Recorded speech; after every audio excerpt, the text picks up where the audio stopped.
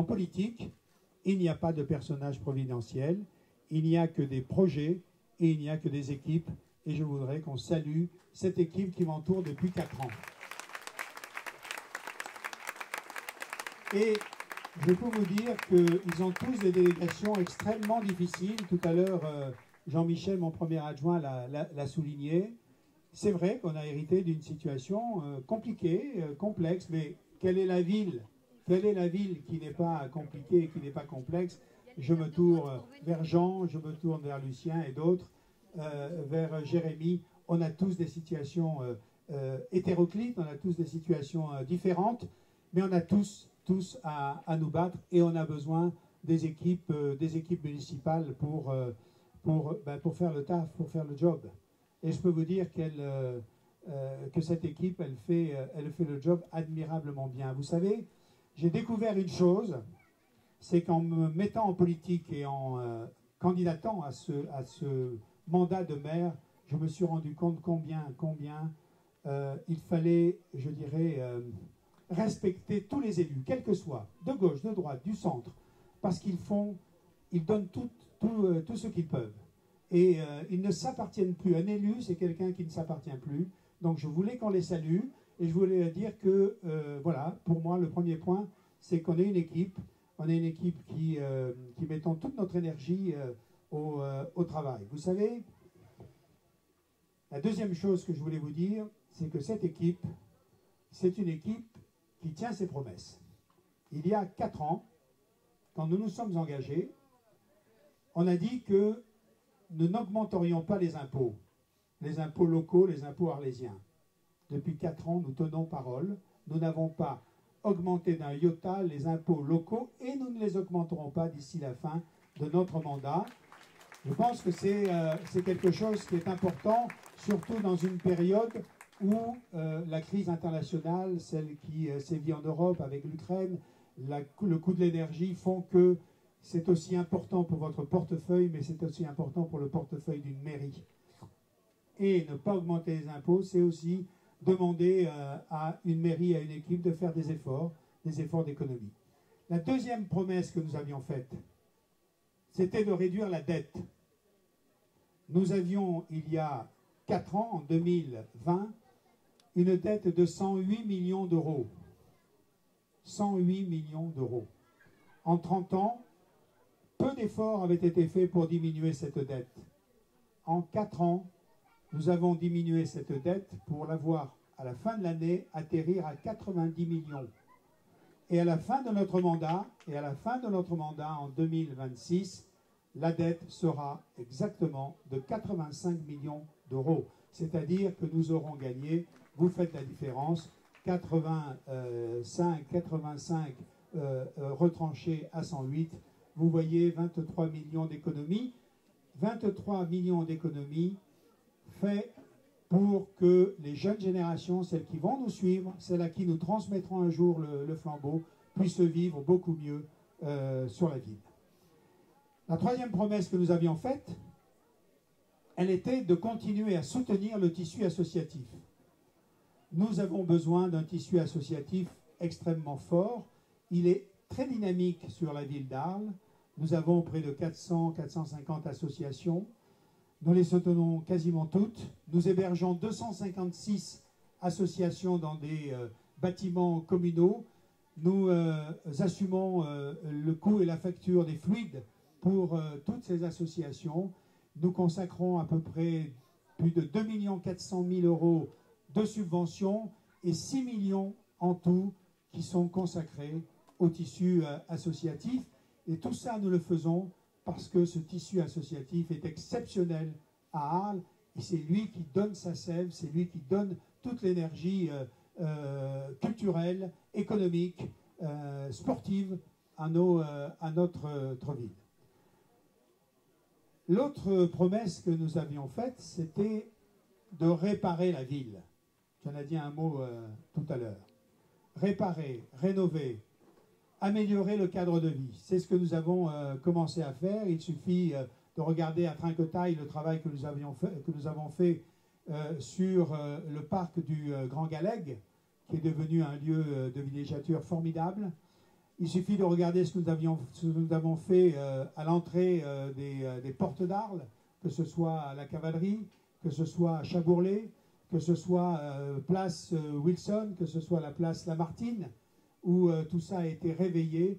Et demain, nous aurons à inaugurer, bien sûr, aussi l'avenue Victor Hugo. Tout ceci, c'est fait grâce au contrat Cœur de Ville, c'est fait aussi grâce aux économies de la ville et à l'investissement de la ville, et c'est fait aussi grâce au département, qui est un allié considérable, merveilleux, et que je ne cesse de saluer chaque fois que je peux prendre la parole pour dire combien Martine Vassal et ses conseillers départementaux nous ont aidés dans le redressement et dans la rénovation de notre ville. Et le chantier va continuer. Car pour nous, c'est de propulser Arles dans l'avenir.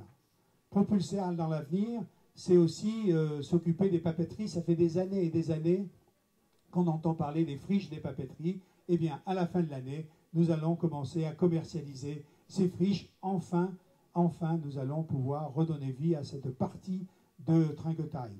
C'est donner vie aussi, redonner vie aussi au quartier qui est juste à côté, au quartier de Bariol. Nous avons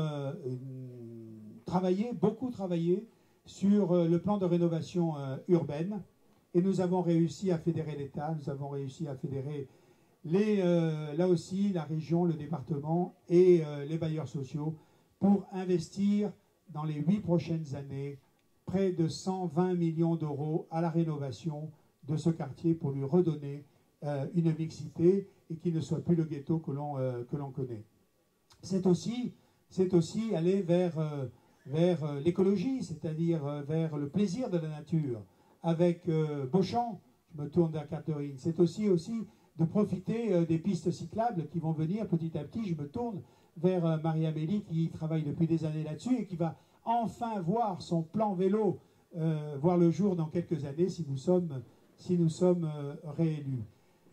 C'est aussi donner la chance à des entreprises comme Tu nous as pas vu, qui est une très belle entreprise qui fabrique de l'image numérique, de rester à Arles, de créer des emplois.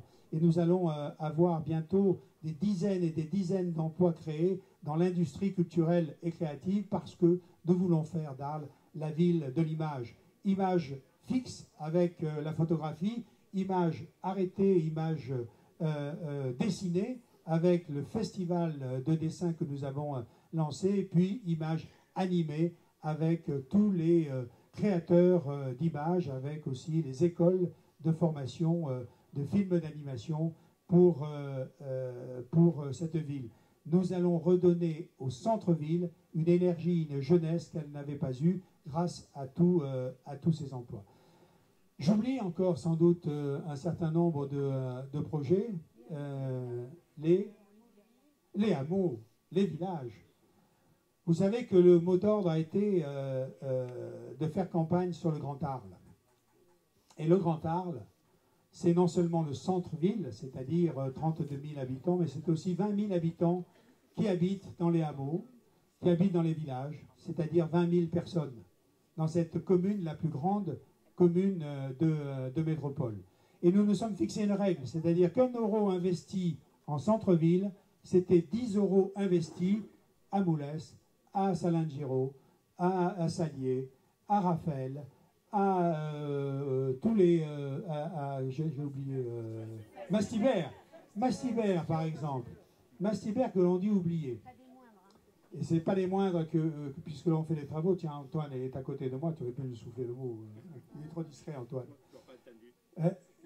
Nous sommes en train de faire des gros travaux dans les écoles.